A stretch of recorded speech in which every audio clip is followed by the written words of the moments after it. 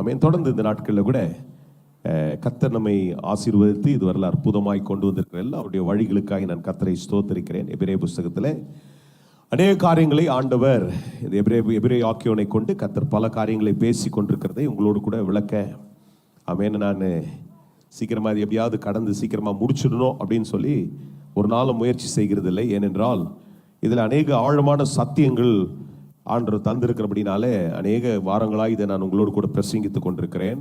Book of Hebrews ஆமென். எபிரேய புஸ்தகத்தில் ஒவ்வொரு அதிகாரங்கள் இருக்கிற அநேக மகத்துவமான காரியங்களை ஒரு அநேகருக்கு இது ஆசீர்வாதமாய் பெற்றிருக்கலாம். ஒரு சிலரை தொடர்ந்து ஒளிபரப்பில் ஆங்காங்கே நீங்கள் இன்றைக்கோ இல்லை மறு ஒளிபரப்பில் உங்களுக்கு இதை செய்திகளாய் தரும்பொழுது கேட்குறீங்க. கர்த்தர் உங்களை ஆசீர்வதிப்பாராக. தொடர்ந்து கேளுங்க. கர்த்தர் உங்களோடு கூட இருந்து தொடர்ந்து அவர் உங்களுக்கும் உங்களுடைய வெளிப்பாடுகளை இந்த நாட்களில் இந்த வசனத்தை கொண்டு வருவாராக. இந்த 13வது அதிகாரத்தில் சில முக்கியமான காரியங்களை இந்த எபிரேய ஆக்கியோன் சொல்லி முடிக்கிறதை நாம் பார்க்கிறோம். அதுதான் சொல்றாரு, சகோதர சிநேகம் நிலைத்திருக்க கடவுது அப்படின்றார். ஆமேன். ஒரு நேசிக்கிறதை ஒரு நாள் என்ன பண்றாதீங்க, விட்டு விடாதீங்க. அந்த நேசத்தை என்ன பண்ணுங்க, கடைபிடித்து கொண்டிருங்க. ஏனென்றால் ஆண்டவர் நேசிக்கிறவராய் இருக்கிறார். ஆமென். அப்போ நேசமானது, அந்த சகோதர ஸ்நேகமானது ஒரு மனுஷனுடைய, ஒரு விசுவாசியினுடைய, கிறிஸ்துவனுடைய குணாதிசயமாக இருக்கிறது என்பதை தான் இந்த இடத்துல அவர் என்ன பண்றாருங்க, எடுத்து சொல்லுகிறார். அதை சொல்லிவிட்டு சொல்றாரு, அந்நியரை சிநேகிக்கிறது மாத்திரம் இல்ல, உபசரிக்கிறது என்ன பண்ணாதீங்க, விட்டுறாதீங்க. ஆமென். உபசரிப்பு அது ஏதோ ஒரு கலாச்சாரத்தின் அடிப்படையில் உண்டாக்கப்பட்ட காரியம் மாத்திரமல்ல, இன்றைக்கு விசுவாசிக்கு ஆண்டவர் எதிர்பார்க்கிற ஒரு காரியமா இருக்கிறது. உபசரிக்கிறது தேவன் எதிர்பார்க்கிற ஒரு முக்கியமான குணாதிசயமா எதிர்பார்க்கிற ஒரு எதிர்பார்ப்பாய் கர்த்தர் வைத்திருக்கிறார். அல்லேலூயா. இன்றைக்கு அதனால தான் சின்ன வயசுல இருந்தே உபசரிக்கிறது எப்படி என்று சொல்லி இன்றைக்கு நம்முடைய குடும்பங்களிலே கற்றுக் கொடுக்கிறோம். ஆமென். அப்ப இந்த உபசரிக்கிறது ரொம்ப அவசியமாக இருக்கிறது. அது ஏதோ பெண்கள் தான் செய்யணும், ஆண்கள் தான் செய்யணும், பிள்ளைங்க தான் செய்யணும் அப்படின்னு எல்லாருமே ஒருவரை உபசரிக்க கற்றுக்கொள்ள வேண்டும். அது மிக அவசியமாக இருக்கிறது என்று சொல்லி இந்த இடத்துல திரும்ப அதை ஞாபகப்படுத்துகிறதை பார்க்கிறோம். அது மாத்திரமல்ல, கட்டப்பட்டவர்கள், ஆமென், கட்டப்பட்டவர்களோடு கூட நீங்கள் என்ன பண்ணுங்க. ஆமா, அப்படின்னா நம்ம போயிட்டு நாமளும் என்ன பண்ண தேவையில்ல. அப்படிப்பட்ட ஒரு பாட அனுபவிக்கிறதை மாத்திரமல்ல, அதை உணர்ந்து சில நேரங்களில் சிலர் கட்டப்பட்டு சில நிர்பந்தத்தின் மூலமாய் கட்டப்பட்டிருக்கின்றால் சில சூழ்நிலைகள் அவர்களை இறுக்கி வைத்திருக்கிறது. அதை பார்க்கும் பொழுது நிறைய நேரத்தில் நான் ஒரு உதாரணத்தை சொல்லணும்னா யோசிப்பேன். சில நேரத்தில் அங்கே நம்ம பார்க்குறோம், சிலங்க பொருளாதாரத்து நிர்பந்தத்தில் இருக்கிறவர்கள் அவர்களை பிச்சைக்காரங்கன்னு சொல்கிறோம் இல்லையா. அங்கே இருக்கும்போது நம்ம ஒரு பஸ் ஸ்டாண்டில் நிற்கும் போதோ இல்லைனா ஒரு டிராஃபிக்கில் இருக்கும் போதோ அவங்க பயங்கரமான நிர்பந்தத்தின் மத்தியில் தான் வந்து என்ன பண்ணுறாங்க, இதையும் ஒன்று கேட்குறாங்க. நாம் என்ன சொல்கிறோம், உனக்கு கை கால் நல்லா இருக்குதே, நீ போய் என்ன பண்ணக்கூடாது, வேலை செய்யக்கூடாதா? நான் அதை ஒரு நாள் விரும்புறது இல்லை, அப்படி பேசுறதை விரும்புறது இல்லை, அப்படி சொல்கிறவங்களையும் நான் விரும்புறது இல்லை. ஏனென்றால் நான் என்ன யோசிக்கிறதுனா, என்ன ஆண்டவர் அந்த ஸ்தானத்தில் வைக்கலையே, என்ன பண்ணுறாரு, உட்கார வச்சிருக்கிறாரு, ஏதோ நல்ல சாப்பாடு கொடுத்துருக்காரு. அதனால என்னக்கிட்ட என்ன பண்ணுறான், அவன் சொத்தியா கொடுத்துட போறேன், என் காரியா தூக்கி கொடுத்துட போறேன், ஒரு 10 ரூபா தர போறேன், ஒரு 5 ரூபா தர போறேன். அவனுடைய சூழ்நிலைக்காக என்ன பண்ணுவோம், ஒரு டிஃபன் வாங்குறதுக்காக ஒரு காசை தரது 10 காரியத்தை சொல்ல வேண்டிய அவசியம் இல்லை. கட்டப்பட்டவனுடைய சூழ்நிலையை புரிந்து அவனுக்கு உதவி செய்ய வேண்டியது அவசியமா இருக்கிறது என்கின்ற அறிவுரையை சொல்லுகிறார். அல்லேலூயா. அந்த சபையில் இந்த சத்தியத்தை கேட்கிறவங்க தயவு செய்து வியாக்கியானம்லாம் பண்ணாதீங்க. இதனுடைய அறிவுரை இல்லை, வசனம் தான் சொல்லுது. நீங்கள் உட்காந்துட்டு நீ கை கால் நல்லா இருந்தால் போய் கண்ணு நல்லா தானே இருக்குது, கை நல்லா இருக்குது, எப்பா அதெல்லாம் நம்ம வேலை இல்லை. அந்த வியாக்கியானம்லாம் நம்ம செய்ய வேண்டியது நம்ம வேலை இல்லை. ஆமென். அவங்களுடைய நிர்பந்தம் இன்றைக்கு அப்படி எடுக்கிறார்கள் என்றால் நாம் அவர்களுக்கு ஜபத்தோடு கூட, நான் சில ஒரே ஒரு அறிவுரை தான் சொல்றது. சில ஆட்கள் ஆண்களை பார்க்கும்போது அவங்கள பார்க்கும்போது சில நேரத்தில் தெரியும், அவன் பீடி சிகரெட் குடிச்சிடக்கூடாது, இல்லை போய் கூட்டு போய் என்ன பண்ணுற குடிச்சிடக்கூடாதுன்னு சொல்றதுக்காக ஒரே ஒரு காரியம் தான் சொல்லப்பா, இந்த காசு எடுத்துகிட்டு போய் என்ன பண்ணுறாத, அப்படிப்பட்ட ஒரு காரியத்தை செஞ்சிடாத, அது உனக்கு ஒரு நாள் ஆசீர்வாதமாக இருக்காது அப்படின்றத மாத்திரம் தான் சொல்லுவேனே தவிர வேற எதையும் சொல்றது நான் இன்றைக்கு விரும்புகிறதில்லை. ஏனென்றால் நான் ஒன்றை தான் நான் களி கூற விரும்புகிறேன், அவர்களை பார்க்கும் பொழுது ஆண்டவர் என்னை நல்லா வச்சிருக்கிறாரு. அல்லேலூயா. அப்படிப்பட்டவர்களை பார்க்கும்போது ஒன்றை நினைச்சுக்கணும், நான் அப்படி இல்லை, என் குடும்பம் அப்படி இல்லை, என் பிள்ளைகள் அப்படி இல்லை, நான் எப்படி இருந்தாலும் பண்றேன், நல்லா இருக்கிறேன், ஒரு வீட்டில் தூங்குறேன், ஆமென், ஒரு இடத்துல உட்கார்ந்து இருக்கிறேன், ஒரு நல்ல காரியத்தை அனுபவித்துக் கொண்டிருக்கிறேன். அதனால நான் என்னுடைய வாழ்க்கையை பெருமிதப்படுத்தி கர்த்தருக்கு நன்றி செலுத்தி என்னால் இயன்ற ஒரே ஒரு உதவியை செய்கிறார். அதனால கட்டண்டவர்களை என்ன சொல்றார், ரொம்ப அழகா சொல்றார் பாருங்க, கட்டப்பட்டிருக்கிறவர்களோடு நீங்கள் என்ன பண்ணுங்க, கட்டப்பட்டவர்களை போல அவர்களை என்ன பண்ணுங்க, நினைத்துக் கொள்ளுங்கள். அல்லேலூயா. இதுதான் இயேசு கிறிஸ்து நம்மிடத்தில் எதிர்பார்க்கிற சில அறிவுரை, அதாவது குணாதிசயங்களாய் இந்த இடத்துல திரும்ப ஞாபகப்படுத்துகிறதை தான் இந்த எபிரேய ஆக்கியோன் செய்கிறதை பார்க்கிறோம். அப்படி சொல்லிட்டு சொல்றாரு, திடீர்னு என்ன பண்றாரு, அது எல்லாவற்றையும் பேசிட்டே இருக்கும்போது சொல்றாரு, திருமணம் ஆனது கடவுளால் உண்டாக்கப்பட்ட ஒரு பெரிய ஆசீர்வாதமா இருக்கிறது. ஆமேன். திருமணம் என்பது, ஆமா, திருமணம் என்ன பண்ணுது, யாரால் உண்டாக்கப்பட்டிருக்கிறது? ஆண்டவர் தான் சொல்றாரு. மனுஷனை படைச்சிட்டு சொல்றாரு, மனுஷன் தனிமையா இருப்பது நல்லதல்ல, ஒரு நாள் அது நல்லதல்ல, அவனுக்கு ஒரு ஏற்ற துணையோடு கூட இருக்க வேண்டும். ஆமேன். அப்ப என்ன பண்றாரு, ஒரு திருமணத்தை அவர் உண்டாக்கி அதை என்ன பண்றாருங்க, அதை ஆசீர்வதிக்கிறார். அதனால தான் சொல்றாரு, அந்த விவாகமானது ஒரு நாள் என்ன பண்ணக்கூடாது, எந்த ஒரு கரைப்படாததாய் பரிசுத்தம் உள்ளதாய் இருக்க வேண்டும் என்று சொல்லி இன்னொரு எச்சரிப்பை கொண்டு வந்துட்டு இப்ப தொடர்ந்து என்ன பண்றாருங்க, பணம் அவசியம், ஆனா பண ஆசை என்ன பண்ண கூட இருந்துச்சுன்னா அது எல்லா தீமையை உங்களுக்குள்ள உண்டாக்கிடும். ஆமீன். இன்றைக்கு ஏன் திருறான், இன்னைக்கு ஏன் கொலை பண்றான், இன்றைக்கு ஏன் ஒரு மனுஷன் இன்னொரு மனுஷனை வஞ்சிக்கிறான் என்றால் பண ஆசையினால தான் என்ன பண்றான், அதை செய்கிறான். ஆமேன். அப்போ அதை சொல்றாரு, என்ன சொல்றாரு, அதெல்லாம் பணம் தேவையில்லை அப்படின்றது கிடையாது. அதை மாத்திரம் நம்ம கொஞ்சம் தெளிவுபடுத்திக் கொள்ள வேண்டும். அதனால நான் போய் சம்பாதிக்க மாட்டேன் அப்படின்றது, இதெல்லாம் உங்களிடத்துல நான் பேசி இருக்கிறேன். ஆனால் ஏனோ தெரியல, திரும்ப இந்த காரியங்கள் எல்லாம் திரும்ப நான் என்ன பண்றேன், உங்களுக்கு ஞாபகப்படுத்தும்படிக்கு சொல்லி கொண்டிருக்கிறேன். அதில் பணம் ஆசைப்படாதீங்க, பணம் சம்பாதிக்கிறதுக்கு என்ன பண்ணுங்க, உழைங்க, பணத்தை சம்பாதிங்க, அது தப்பு கிடையாது. ஆமேன். பணத்தை நல்லா சம்பாதிக்கிறவங்கள பார்த்தா நான் ரொம்ப சந்தோஷப்படுறது. ஏனென்றால் அவன் உழைச்சி சம்பாதிக்கிறத பார்த்து, ஆமேன், ஆண்டவனை ஆசீர்வதிக்கிறதை பார்த்து உண்மையாக நான் களி கூறுகிறேன். ஆனால் பண ஆசை தான் எனக்கு முக்கியம், எனக்கு பணம் பணம் பணம் பணம் என்ன பண்ணாதீங்க, போகாதீங்க அப்படின்னு சொல்லிட்டு சொல்றாரு. அப்பதான் அந்த வசனத்தை பேசிட்டு 5வது வசனத்துல தொடர்ந்து ஆண்டவர் என்ன சொல்ல விரும்புகிறார் என்பதை இந்த எபிரேயர் எழுதுகிறார். என்ன சொல்றாரு, நான் உன்னை விட்டு, ஏன்னா ஆசை பக்கமே போயிட்டினா நான் உனக்கு இல்லைன்னு, நான் தேவைன்ற மாதிரி என்ன பண்ணுவேன், நீ நினைச்சுப்ப. அதனால அந்த பக்கம் என்ன பண்ண ரொம்ப அதிகமா யோசிக்காத, நான் உன் கூட இருக்கிறேன், பணமே இல்லைனாலும் நான் உன்னை காப்பாத்துன்றார் ஆண்டவர். நான் அதை முற்றிலுமாய் நம்புகிறேன். பணமே இல்லைனாலும் ஆண்டவர் காப்பாத்துவார்.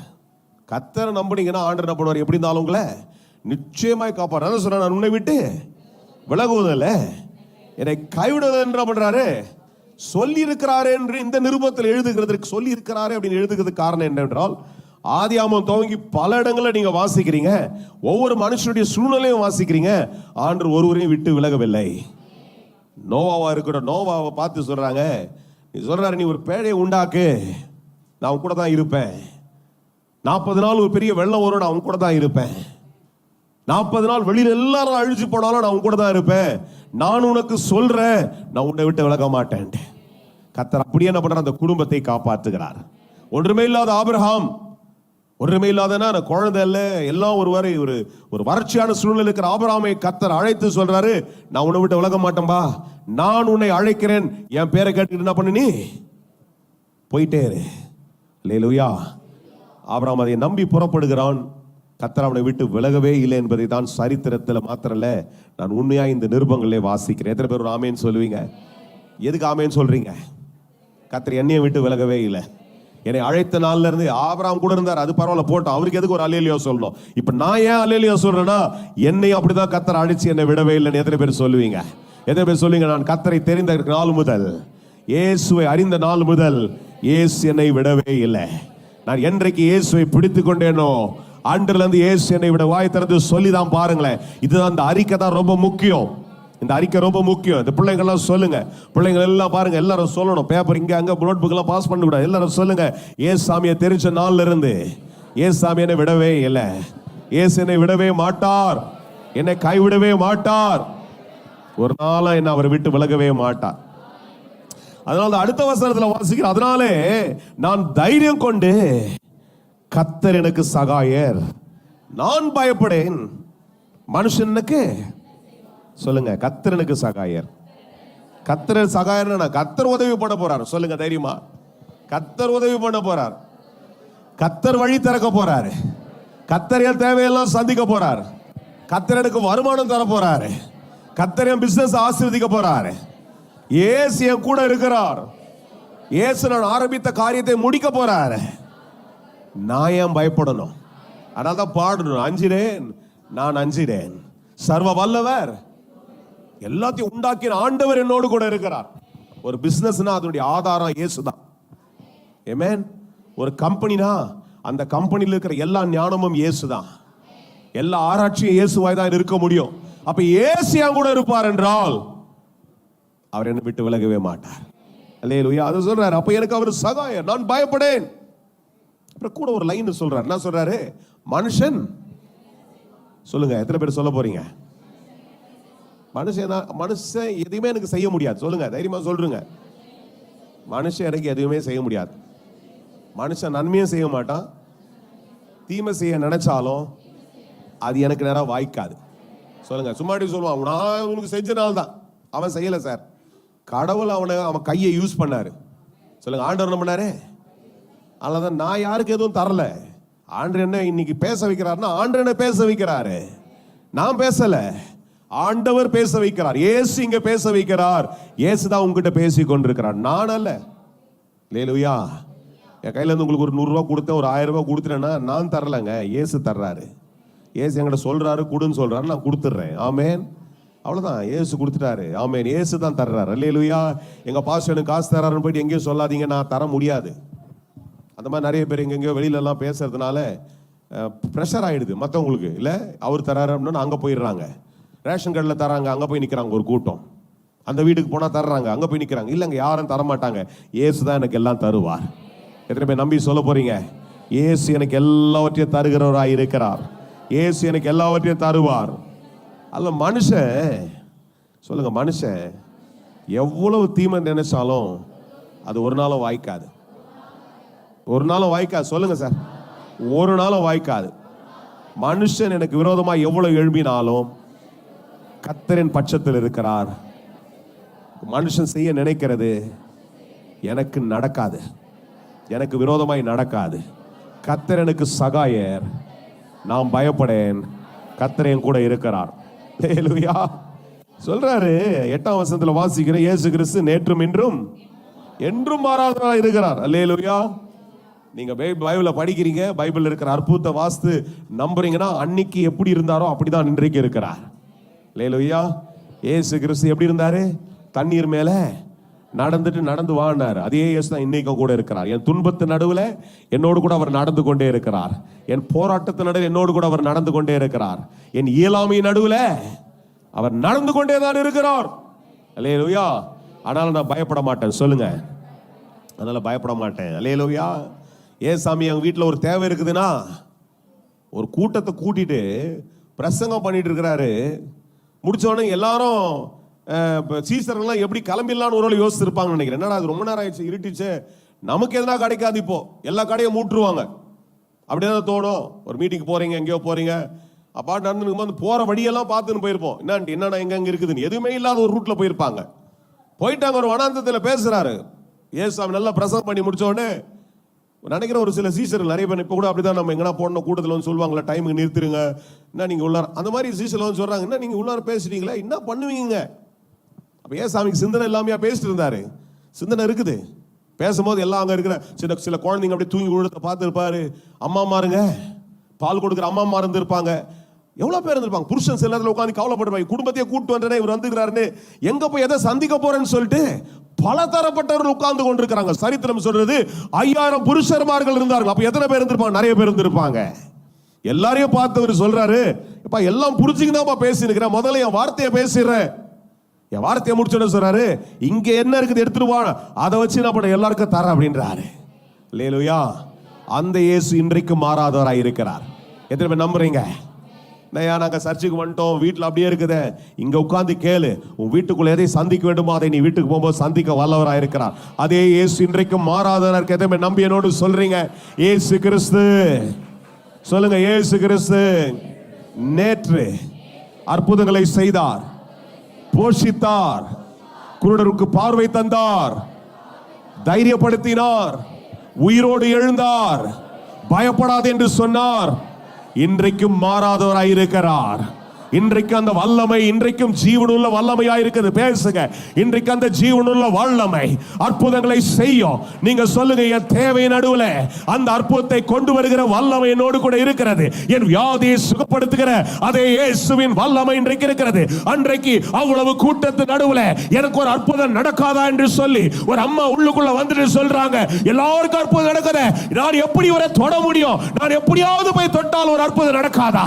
அவரை போய் தொட்டாங்க, அற்புதம் நடந்து. அப்படிதான் எல்லாருக்கும் ஏதோ நடந்துடுது, எனக்கு ஒரு அற்புதம் நடக்காதா? இன்றைக்கு இந்த ராத்திரியில அதே இயேசு இன்றைக்கு ஜீவிக்கிறவராக இருக்கிறார். நீ எங்க உட்கார்ந்து கேட்டுக்கொண்டிருந்தாலும் சரி, உன் சூழ்நிலை அவருக்கு தெரியும். நீ அவரை தொடு,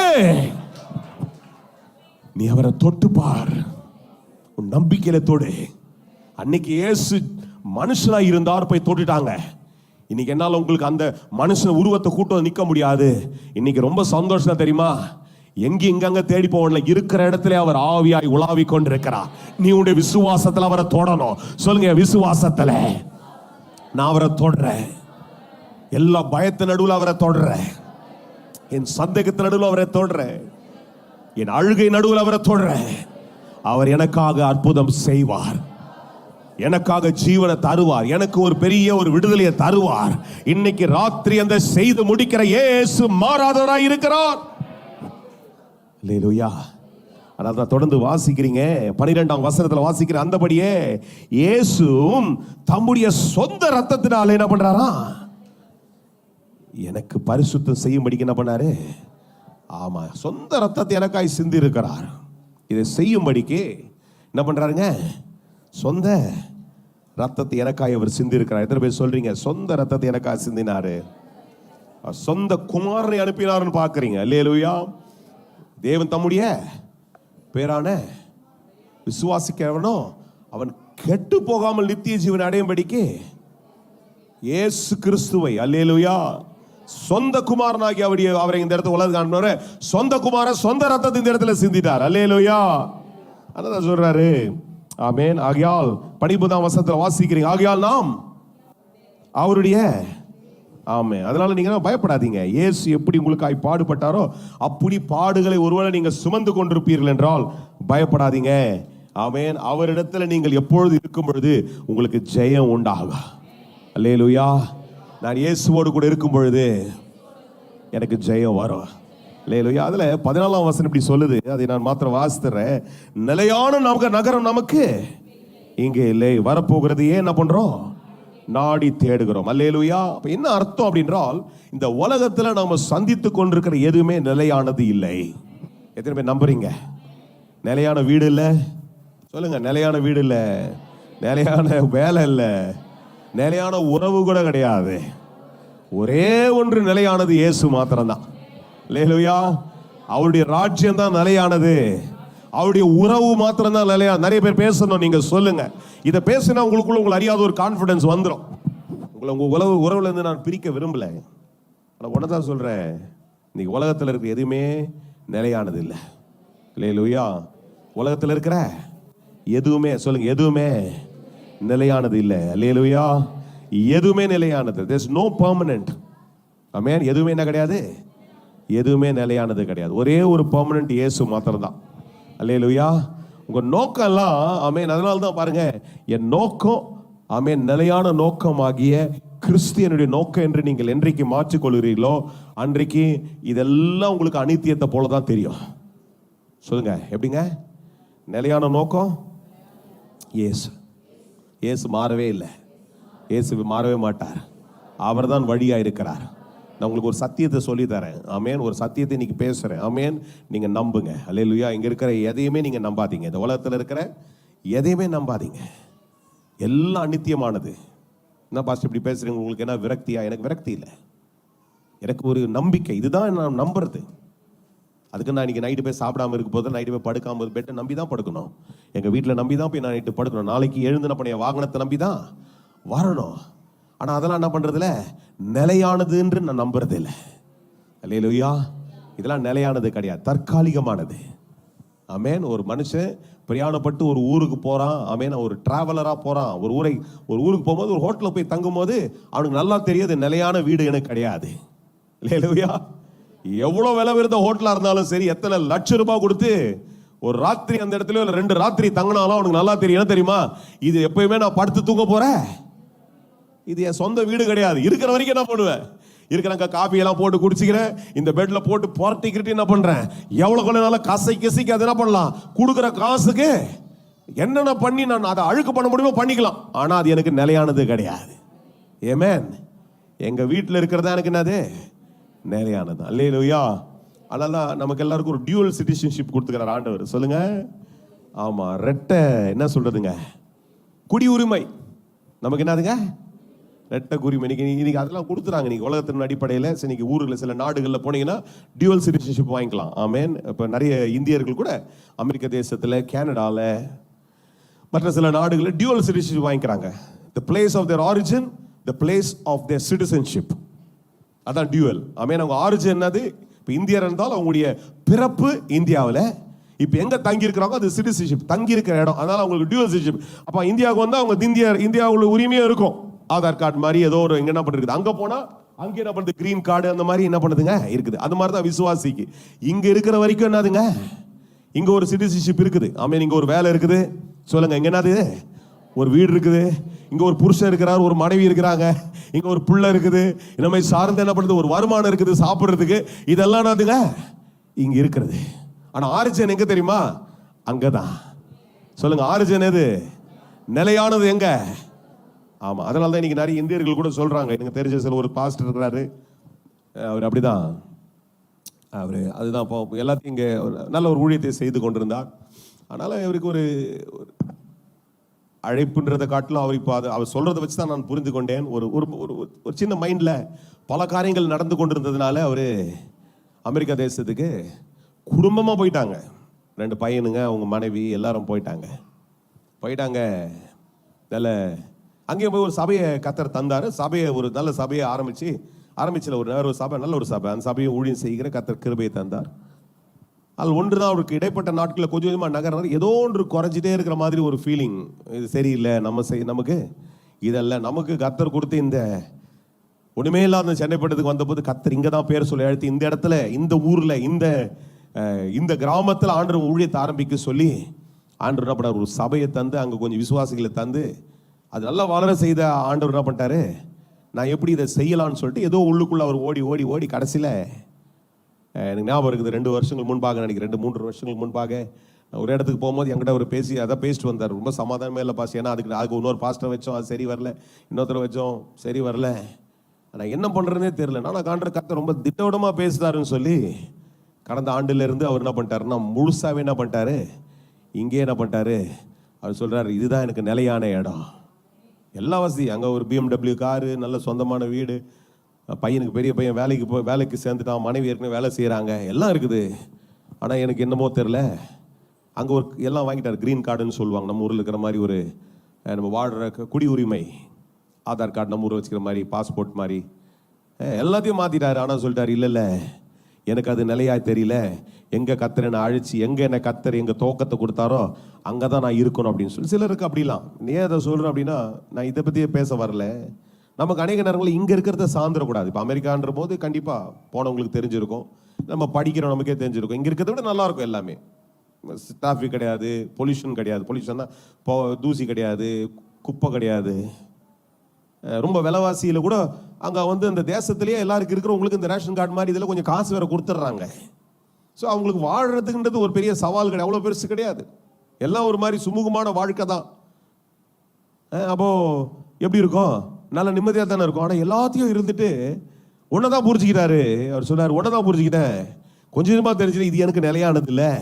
கத்தர் என்ன எங்கே அழைச்சி எங்கே வந்து ஊழியம் செய்யும்படிக்கு என்னை கத்தர் தேர்ந்தார், அதான் எனக்கு நிலையானது. அல்லேலூயா. அப்படிதான் இந்த உலகத்தில் நாம் இருக்கும் பொழுது இன்றைக்கு இதை சார்ந்து இருக்காதீங்க. இங்க இருக்கிற துன்பம் நிலையானது அல்ல. நீங்க படுற போராட்டம் ஒண்ணு நிலையானது எதுனால் ஆண்டவர். அல்லேலூயா. என் பிரச்சனை நிலையானது அல்ல. சொல்லுங்க, நான் சொல்ற 2-3 காரியங்களை சொல்லுங்க, முடிக்க போறேன். என் பிரச்சனை நிலையானது அல்ல, நிலையானது தேவனுடைய சமாதானம். My problem are not permanent. If you want to write down, you write it down. My problem are not permanent. Peace which passeth all understanding is always permanent in my life. Amen.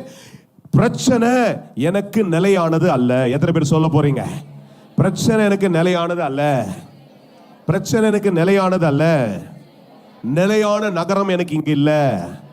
இது அப்ப இந்த நகரத்துல சொல்லுங்க, இந்த நகரத்துல நாம் போராடுற பிரச்சனை நிலையானது அல்ல, நாம் போராடுற போராட்டங்கள் எனக்கு நிலையானது அல்ல. நிலையான ஒன்று இயேசு எனக்காய் சம்பாதித்த சமாதானம். பிள்ளைங்கெல்லாம் பேசணும், எல்லாரும் சொல்லுங்க. நிலையானது இயேசு எனக்காய் சம்பாதித்த சமாதானம். சொல்லுங்க, சம்பாதித்த சமாதானத்தை. என்ன சொல்றாரு? ஏன் சமாதானத்தை உனக்கு விட்டுட்டு போற? சும்மா சம்பாதிக்கலாம் சமாதானத்தை சார், சும்மாலாம் சம்பாதிக்கல. அடி வாங்கினாரு, துப்பப்பட்டார், மிதிக்கப்பட்டார், எல்லாத்தையும் முடிச்சுட்டு சொல்றாரு, என் சமாதானத்தை உனக்கு தர்றேன். அல்லேலூயா. அப்ப எது நிலையானது? பிரச்சனை நிலையானதா, சமாதானம் நிலையானதா? எத்தனை பேர் சொல்ல போறீங்க? பிரச்சனை நிலையானது கிடையாது. இன்னைக்கு ராத்திரி ஒரு தெளிவு அடைஞ்சுங்க. இன்னைக்கு நான் போற பிரச்சனை சொல்லுங்க நிலையானது கிடையாது. அல்லேலூயா. என் பிரச்சனை நிலையானது கிடையாது. அல்லேலூயா. என் நிலையானது என்னது? தேவனுடைய சமாதானம். அந்த சமாதானம் என்ன பண்ணும்? என் இருதயத்தை ஆளும். என் புத்திக்கு மேலான சமாதானம். சொல்லுங்க, எல்லாரும் சொல்லுங்க. புத்திக்கு மேல், நான் நினைக்கிறதற்கும் நான் எண்ணுகிறதற்கும் மேலானது தேவன் தருகிற சமாதானம். அப்ப அதுதான் உண்மை. இல்லையா? இன்னைக்கு ஒரு குழப்பத்தில் இருப்பீங்கன்னா, யாரோ ஒரு சில இடத்துல, எல்லார் இடத்துல நான் அதை தான் சொல்றேன். இல்லையா? நான் இந்த சிக்கிமில் கடந்த நாட்டில் போயிருந்தோம். போன வாரத்தில் செவ்வாய்க்கிழமை இந்த ஆலய பிரதிஷ்டைக்கு போய் உட்கார்ந்து கொண்டிருக்கும்போது புது ஆலயத்தில் அங்கே வர்ஷிப் பண்ணிருந்தாங்க. என்னை அறியாத ஒரு சமாதானம். ரொம்ப வருஷத்துக்கு அப்புறம், அதுக்கு நடுவில் எத்தனையோ 1000 பிரசங்கத்தை நான் பண்ணிட்டேன். 1997 ஆண்டு என்கிட்ட பேசுனது எல்லாம் என்கிட்ட அங்கே உட்காந்து பேசிட்டு இருந்தார். உண்மையாக சொல்கிறேன், தேவ சமூகத்திலேருந்து சொல்கிறேன். ஆண்டு சொன்னார், 2017 17 இப்படின்ட்டு வருஷங்களை கர்த்தருக்கு காண்பித்தார். அது நடுவில் எத்தனையோ காரியங்கள் அங்கே வருஷம் போயிட்டே இருக்குது. என்ன அறியாமல் ஒரு பெரிய சமாதானத்தை கர்த்தர் ஆமென் எனக்குள்ள நிரப்பி சில காரியங்களை காண்பித்து எனக்கு ரொம்ப சந்தோஷம். ஆமென். அந்த ஆலயத்தை அன்றைக்கு இந்த சாதாரண கையினாலே இந்த கரங்களை கர்த்தர் பிரதிஷ்டை செய்யும்படிக்கு உதவி செய்திருக்கிறான்ற ஒரு பெருமிதம் எனக்குள்ளே ஆண்டவர் தர துவங்கினார். நான் அங்கே உட்காந்து யோசிச்சிருந்தேன். அப்போ ஆண்டவர் சொல்கிறேன், அநேக காரியங்களை திரும்ப கர்த்தர் சொன்னார். ஒரு குறிப்பிட்ட சில காலத்தை கர்த்தர் எனக்கு காண்பித்தார். அது வரல, சில சேலஞ்சஸ் இருக்கும்பா, ஆனால் அதற்குள்ளே நான் நிறைய காரியங்களை உனக்காய் செய்வேன் என்று கர்த்தர் திரும்ப என்னிடத்துல பேசினதை ரொம்ப நாளாச்சு. அது நடுவில் பல வார்த்தைகளை பேசியிருக்கிறேன், பல இடங்களில் பிரசங்கித்திருக்கிறேன். இந்த ஞாயிற்றுக்கிழமை கூட சாயந்தரம் போய் ஒரு இடத்துக்கு போகிறேன். அவர் ரொம்ப என்னை வற்புறுத்தி கூப்பிட்டாங்க. ஏன்னா நான் போகிறதுக்கு விரும்பல, ஏன்னா அடுத்த நாள் திருப்பி ட்ராவல் பண்ணோம். அது ஐயா, உங்களுடைய செய்தியை கொண்டு கர்த்தர் எனக்கு ஒன்று செய்திருக்கிறார். அவர் யார், யாரோ ஒரு ஆக்டர் ஒருத்தர் அவரை கூப்பிட்டு சாட்சி கொடுக்க போகிறாருன்னு சொன்னார். நான் சொன்னேன், அவரே வச்சு நீங்கள் எல்லாத்தையும் முடிச்சிருங்களேன், நான் வந்தேன்னா கஷ்டம், ஏன்னா எனக்கு டைம் வேறு இருக்கா. இல்லையா, உங்களை கொண்டு கர்த்தர் பேசின ஒரு காரியத்தை ஆண்டவர் எனக்குள்ள நிறைவேற்றி இருக்கிறார். ஆனால் தான் நீங்கள் தான் வந்து பிரசங்கம் பண்ண இந்த கூட்டத்தில், விசேஷ கூட்டத்தில் கூப்பிட்டார். அப்போ எத்தனையோ பேருக்கு என்ன கொண்டு கர்த்தர் பேச, எனக்குள்ள கர்த்தர் பேசினது ரொம்ப வருஷத்துக்கு அப்புறம் இந்த 20ஆம் தேதி நான் அந்த ஆலயத்தில் உட்கார்ந்து கொண்டிருக்கும் போது என்ன அறியாத ஒரு தைரியத்தை கர்த்தர் எனக்குள்ள நிரப்ப தொடங்கிட்டார். அல்லேலூயா. அதை தான் உங்களுக்கு தைரியமாக இந்த இடத்துல சொல்கிறேன். புத்திக்கு மேலான ஒரு சமாதானத்தை தருகிறவர், இருதயத்தை ஆளுகிற ஒரு சமாதானத்தை கர்த்தர் தருகிறவர். அல்லேலூயா. இன்னைக்கு ராத்திரி ஒன்று தான் நம்பணும், நான் பார்க்கிறது அதெல்லாம் நிலையானது இல்லை. ஒரு பிரச்சனையோடு கூட நீ உட்கார்ந்துருக்கிறீங்களா, ஒரு குழப்பத்தோடு கூட, ஒரு சண்டையோடு வந்திருக்கிறீங்களா, அது நிலையானது இல்லை. தேவன் உங்களை சமாதானப்படுத்தி அவருடைய சமாதானத்தினால இங்கிருந்து அனுப்ப போறார். அல்லேலூயா. There is no permanent problem. I want to declare that this night. There is no permanent problem. நிலையான ஒரு பிரச்சனையும் கிடையாது. எல்லா பிரச்சனையும் கர்த்தர் தீர்க்க முடியும். அவருடைய சமாதானம் உனக்குள்ள வரும்பொழுது ஒரு பிரச்சனையும் நிலையா இருக்காது, ஒரு குழப்பமோ நிலையா இருக்காது. சொல்லுங்க, ஒண்ணுமே இருக்கா. There is no permanent pain. எழுதிங்க, there is no. இதெல்லாம் இங்க உட்கார்ந்து ஜபத்தை இருக்கும்போது ஆண்டவர் என்கிட்ட சொன்னார், அதை தான் எழுதி வச்சிருக்கிறேன். இதெல்லாம் சாதாரண வார்த்தை தானே. எழுதிங்க, நிலையான வலி வியாதி என்பது எதுவும் உங்களுக்கு இல்லை. அல்லேலூயா. Instead of that, there is always a permanent pleasure in your life. அல்லேலூயா. அதற்கு மாறாக தேவனுடைய ஒரு சுகம் உங்க வாழ்க்கையில் இருக்கும். அது எப்பொழுதும் சந்தோஷத்தை கொண்டு வரும். எத்தனை பேர் நம்புறீங்க? நிலையான வேதனை கிடையாது. சொல்லுங்க, நிலையான வலி கிடையாது, நிலையான வியாதி கிடையாது. எல்லா வியாதியும் சுகப்படுத்துகிறவர் இயேசு. இன்னைக்கு ராத்திரி உங்களை பார்த்து சொல்றேன், அது எவ்வளோ பெரிய வியாதி. ஒருவேளை இன்றைக்கு நீங்கள் ஒருவேளை உட்கார்ந்து இல்லை ஒளிபரப்பில் எங்கேயோ உட்கார்ந்து நீங்கள் கேட்டுக்கொண்டிருக்கலாம், மருத்துவம் சொல்லியிருக்கலாம், இதற்கு பதிலே கிடையாது, இனி அவ்வளோதான் முடிவுன்ட்டு. ஆனால் இன்றைக்கு ராத்திரி உங்களை பார்த்து இயேசுவின் நாமத்தில் சொல்கிறேன், எதையுமே மனுஷன் தீர்மானிக்க முடியாது, இதுதான் அப்படின்னு அவன் முடிவு பண்ண முடியாது. இயேசு அதை ஜெயித்திருக்கிறார். அதை ஜெயித்து இயேசு எனக்கு கொடுத்திருக்கிறது நிலையான சுகம். சொல்லுங்க, நிலையான சுகம். அந்த சுகத்தினால எனக்கு சந்தோஷத்தை அவர் தருவார். அல்லேலூயா, அல்லேலூயா. There is sometimes you can think, amen, நிறைய நேரத்தில் நினைக்கலாம் இதெல்லாம் எனக்கு இனி வாய்க்கவே போறது இல்லை. நான் இயேசுவின் நாமத்துல சொல்றேன், ஆமென். இயேசுவின் நாமத்துல உங்களை பார்த்து தைரியமா சொல்றேன். நீங்க நினைக்கிறது அவள் தான் முடிஞ்சிச்சு நினைச்சீங்கன்னா எதையுமே முடியல. எல்லாம் இங்க அனித்தியமானது தான் காணப்படலாம். நிலையானது எங்க திரும்ப வரப்போகுது? அவனுடைய ராஜ்யத்தில் தான் வரப்போகுது. அல்லேலூயா. ஆனால் அவருடைய ராஜ்யத்தையே தேடுங்க. அல்லேலூயா. முதலாவது எதை தேடுங்க? எல்லாம் சொல்லுங்க, எதுல தேடணும்? முதலாவது தேவனுடைய ராஜ்யத்தையும் அவருடைய நீதியை தேடுங்க. அப்பொழுது இந்த உலகத்துல எல்லாம் உனக்காய் கொடுக்கப்படும். அல்லேலூயா. எதை தேட போறேன்? தேவனுடைய ராஜ்யத்தை, தேவனுடைய சமாதானத்தை, தேவனுடைய சந்தோஷத்தை, தேவனுடைய சுகத்தை நான் தேடிக்கொண்டே இருப்பேன். எல்லாம் எனக்காய் கூட கர்த்தர் தந்து கொண்டே இருப்பார். அல்லேலூயா. அதனால சொல்லுங்க, நிலையான பிரச்சனை கிடையாது. அப்படியே ஜெபம் பண்ணுங்க. நிலையான பிரச்சனை கிடையாது. நிலையான வியாதி எதுவுமே இல்லை. நிலையான குழப்பம் எதுவும் கிடையாது. நிலையான சமாதான சீர்குலைவு எதுவுமே கிடையாது. இன்றைக்கு மனுஷன் சொல்லலாம் இதெல்லாம் இல்லை, எதுவுமே நிலையானது இல்லை. சொல்லுங்க, எதுவுமே நிலையானது இல்லை. நிலையானது எல்லாம் சமாதானம் தான். சொல்லுங்க, நிலையானது சமாதானம், நிலையானது சந்தோஷம், நிலையானது தேவனுடைய சுகம். ஏனென்றால் எல்லாவற்றையும் அவர் தம்முடைய சொந்தத்தினால் அவர் செய்து கொடுத்து நிலையாய் ஒரு இடத்தை, ஒரு நகரத்தை எனக்காய் உருவாக்கி கொண்டிருக்கிறார். ஒரு நகரத்தை எனக்காய் அவர் ஏற்படுத்தி கொண்டிருக்கிறார். நிலையானது நகரத்தில் கொண்டு போகிற வரையில அநித்தியமான எல்லாவற்றையும் இந்த நாட்களில் நீங்க போராடித்துக் கொண்டிருப்பீர்கள் என்றால், அதனால் எதை குறித்து நீங்க கவலைப்படாதீங்க. எல்லாத்தையும் உங்களுக்காக இயேசு நல்ல ஒரு ஸ்தோத்திரம் பண்ணி ஜெபம் பண்ணிட்டே இருங்க. எல்லாரும் ஸ்தோத்திரம் பண்ணி சொல்லுங்க, எதெல்லாம் உங்க வாழ்க்கையில் இன்றைக்கு உங்களுடைய சிந்தனைகளிலே தடையாய் தோன்றிக் கொண்டே இருக்கிறதோ அவைகளை பார்த்து சொல்லுங்க, ஆண்டவரே இதெல்லாம் ஆண்டவரே ஒரு நாள் என்னை நிறுத்த போறது இல்லை. ஆண்டவரே, these are not going to stop me, Lord. These are never going to just hurt me, Lord. Don't think these things as your hurt. அநேக நேரங்களில் சின்ன சின்ன காரியங்களை பார்த்து அப்படியே இதனால் நான் காயப்பட்ட, இனி எதையுமே செய்ய போறதில்ல, இது என்ன நிறுத்திடுச்சு, இது என்ன அப்படியே ஒரு ஆழத்துல வச்சிருக்குதுன்னு சொல்லி ஒரு நீங்க போராடிக்காதீங்க. அதெல்லாம் நிலையானது. அது எல்லாவற்றையும் மாற்றுகிற இயேசு இன்றைக்கு ராத்திரி உங்களிடத்துல சொல்றாரு, அது நிலையானது அல்ல. நிலையானது நான் உனக்காய் தந்திருக்கிற சமாதானம் என்று கர்த்தர் சொல்லிக் கொண்டே இருக்கிறார். அதனால என்னோடு கூட இந்த ராத்திரில ஜெபிக்கிறவங்க அப்படியே சொல்லிக் கொண்டிருங்க.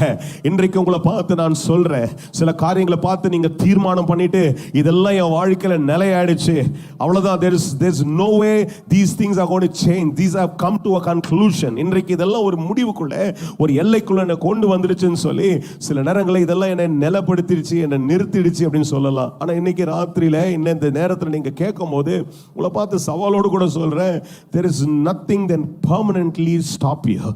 ஆமென். எந்த ஒரு problem is not a permanent problem. There is no permanent sickness, there is no permanent pain. இதற்கு மாறாக நிலையானது என்னவென்றால் தேவனுடைய சமாதானம். There is a permanent peace that God had earned by his cross. அவருடைய சிலுவையினாலே நிலையான ஒரு சமாதானத்தை அவர் சம்பாதித்து கொடுத்திருக்கிறார். அதனால தான் அந்த வேதாகமத்தில் வசனத்தில் ரொம்ப தெளிவாய் வாசிக்கிறோம், அந்த சமாதானம் உன் புத்திக்கு மேலான சமாதானமாய் இருக்கிறது.